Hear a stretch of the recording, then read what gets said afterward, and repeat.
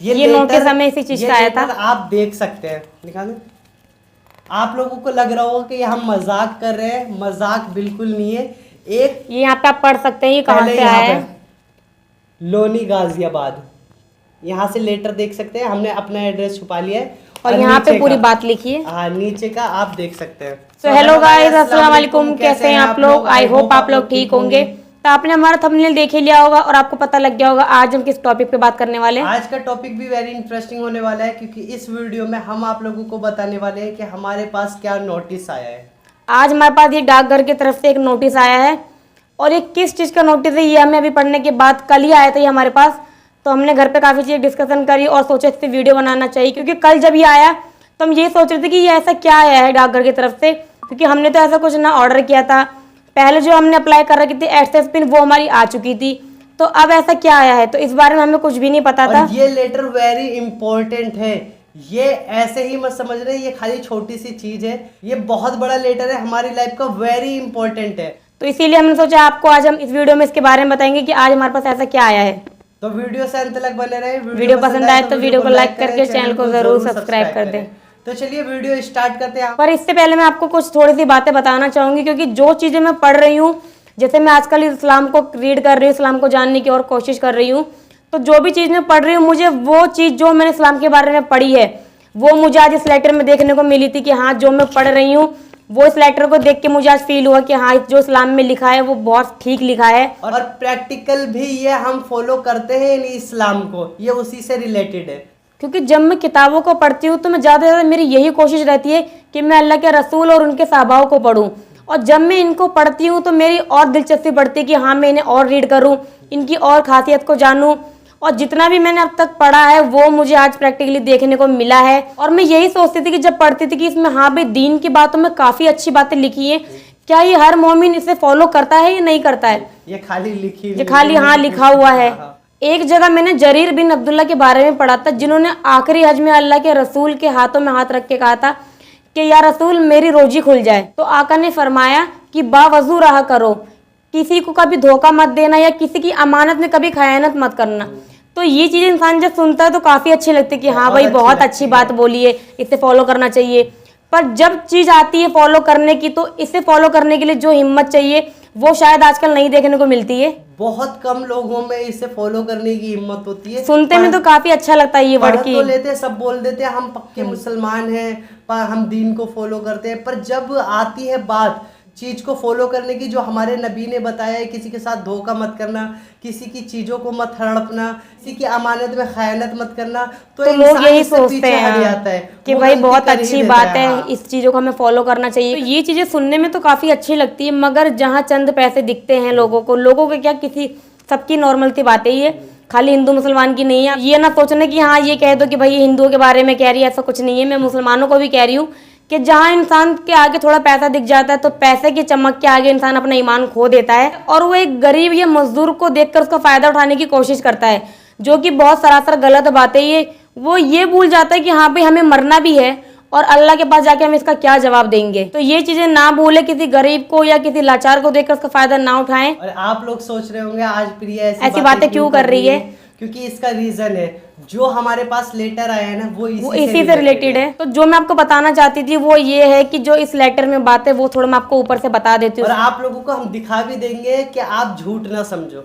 तो ये बात जो है सन 2009 की है, मुझे इनके घर वालों ने बताया था, तो अब जाके मुझे विश्वास हुआ कि हाँ भाई ये सही बोलते थे कि सन 2009 की बात है। तब इनके पापा का जो अपना मकान था 50 गज का, लोनी में था ये गाजियाबाद में, तो वो मकान इन्होंने 95,000 का बेच दिया किसी मजबूरी के कारण। उस टाइम पे काफ़ी दिक्कत हो गई थी, उन्होंने मुझे सब स्टोरी बताई थी, तो इस वजह से उन्होंने अपना ये मकान 50 गज का बेच दिया।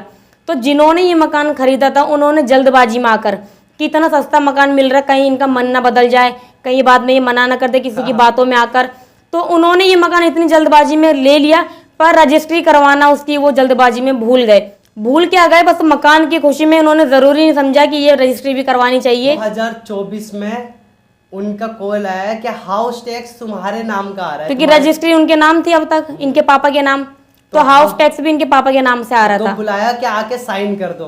पापा मेरे काम छोड़ के गए, साइन कर आए, पर उसने जो बोला था, जो रजिस्ट्री वाला था उसने बोला था कि अगर 1 महीने में ये मकान दोबारा लेना चाहे तो ये ले सकते हैं और तुम कुछ नहीं कर पाओगे, उनको बोला। और तो उस मकान की कीमत आज 20 लाख रुपए 20 है। लाख वो रुपए तक है। उन्होंने बताया रजिस्ट्री वाले ने कि तुम चाहो, अगर तुम पे 1 महीने का पूरा टाइम है, तुम अपने नाम ये करवा सकते हो अब भी।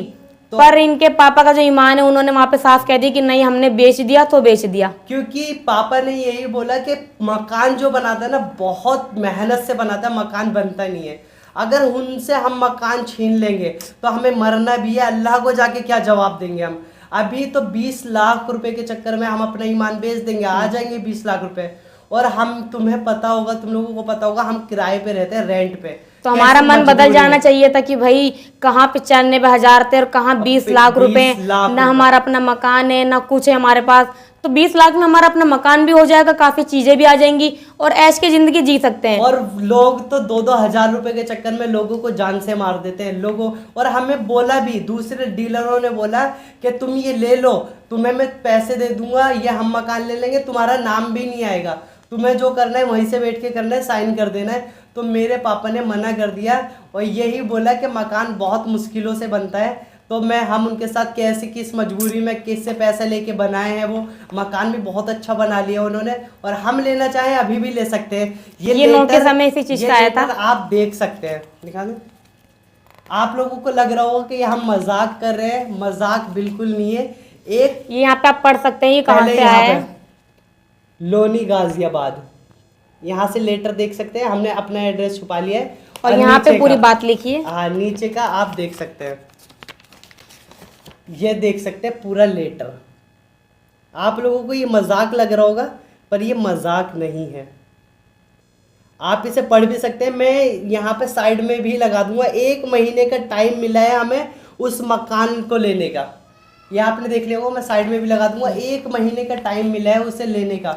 20 लाख रुपए का मकान है वो, अब हमने 95,000 में 2009 में बेच दिया था। तो ये बात आप लोग सोचे कि इन गरीबी जो है, आप लोगों को पता होगा, गरीबी इंसान से कुछ भी करवा सकती है। पर यहाँ आप देखें कि हम गरीब भले ही हैं, इनके पापा ने जो है इतनी बड़ी बात बोली। पहले मुझे ये लोग बताते थे कि हमारा अपना मकान था, 50 गज का था एक, और एक 25 गज का था। तो मुझे ये कहानी से लगती थी कि भाई जब से मैं आई हूँ या आपसे पहले मैंने देखा किराए पे रह रहे हैं लोग, तो ये लोग कहाँ की बात करते हैं। पर अभी जब हम फिलहाल में शादी में गए थे, हमने आपको बताया था, जहाँ पे हमने आपको वीडियो भी दिखाए थे, शॉर्ट वीडियो में, शादी में जब गए हुए थे, ये वहीं की बातें, लोनी गाजियाबाद की।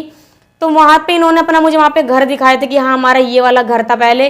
तो तब भी थोड़ा मुझे यकीन था कि हाँ भाई झूठ नहीं कह रहे होंगे। और ये घर में जाके बैठी हुई थी, उसी घर में हम बैठकर भी आए थे, जहाँ पे कितना अच्छा मकान था वो मकान इस टाइम पे इतना सही बना हुआ था, 4 मंजिल का बना हुआ था। तो जाहिर उसकी कीमत 25 से 20 लाख तो करीब होगी ही होगी, क्योंकि डीलर जब खुद कह रहे कि तुम्हें अगर नहीं लेना तो हमें तुम बेच दो, आधे पैसे ले लो। पर इनके पापा ने जो जवाब दिया मुझे काफी अच्छा लगा सुन के। और ये सोचती थी कि मेरे पापा थोड़ी इस्लामिक बातें करते हैं ना, इन्हें समझाते हैं, बताते रहते हैं, अल्लाह के रसूल के बारे में बताते हैं, नमाज के बारे में बताते हैं, सबके बारे में मेरे पापा इन्हें बताते रहते हैं। तो ये सोचती थी खाली ये बताते ही, कभी फॉलो नहीं करते इस चीज़ को। तो अब जो इन्होंने देखा, समझा, तो नजरिए मेरा बहुत ज्यादा बदला। और इन्होंने पता क्या कर रहा था कि पापा ये देखो 20 लाख रुपए का हमें मकान मिल रहा है, इसे ले लेते हैं। ये चेक कर रही थी कि हमारे पापा क्या कहते हैं। मेरे पापा ने डायरेक्ट, क्योंकि मैंने उनसे यही बोला कि आप देख सकते हैं कि ये लोग जिस चीज का काम करते हैं, कढ़ाई का, इतने सालों से कर रहे हैं। आपको घर बेचे हुए इतने साल हो गए और अब तक देखिए 5 लड़के होने के बावजूद अपना घर नहीं हो पा रहा। क्या पता अल्लाह ने तुम्हें ये एक चांस दिया हो कि तुम्हारा घर तुम्हारे पास दोबारा आ जाए। तो उन्होंने साफ कहा कि नहीं, हमें ऐसा घर बिल्कुल नहीं चाहिए, क्योंकि हमने जिस मेहनत से उसे खरीदा था और जैसे बनाया था वो हमें पता है हमने कैसे खरीदा था। तो वैसे सामने वाले ने जैसे उसे खरीदा और जिस तरीके से बनाया है, पहले वो इतना नहीं बना हुआ था, पर जिस तरीके से अब बना लिया है तो उसमें हम बिल्कुल ऐसा नहीं करेंगे। उन्होंने मुझे एक एग्जाम्पल भी दिया कि इंसान जब गरीब होता है तो क्या करता है, कोई चीज अगर हम बेचने जा रहे हैं, अगर कोई 10 रुपए की चीजें हमें कह रहा है तुम 2 रुपए में ले जाओ, तो कोई भी ले लेगा उसे। पर अगर कोई 10 की चीजें कहेगा तुम 15 में ले जाओ, तो हम ये नहीं देखेंगे कि वो मजबूर है इंसान या गरीब है, चलो 5 रुपए फालतू देके सामान खरीद ले, बिल्कुल नहीं। कि यार ये तो 10 में मिलती है, हम क्यों लें, और कम में लेने के सोचते हैं। पर यहाँ तो हमें वो मकान 95 में बेचने के बाद 95 में बेचा और हमें 20 लाख में मिल रहा है, तब उन्होंने नहीं लिया। और इतनी गरीबी देखते हुए उन्होंने नहीं लिया। अब भी वो अल्लाह के ऊपर भरोसा कर रहे हैं कि भाई हमने अपना मकान जो बेचा था सो बेच दिया, नसीब में होगा तो फिर मिल जाएगा। ये लड़के बना लेंगे, बस उन्हीं की यही उम्मीद है। और उनके सामने जब इन्होंने ये ऑफर रखा तो उन्होंने डायरेक्ट मना कर दिया, तो इन्हें बहुत अच्छा फील हुआ कि ये कि देखो, हाँ भाई मैं जो पढ़ रही हूँ खाली वो किताबों में सीमित नहीं है, ये लोगों के follow जहन में करते भी हैं, है। हाँ, फॉलो भी करते हैं।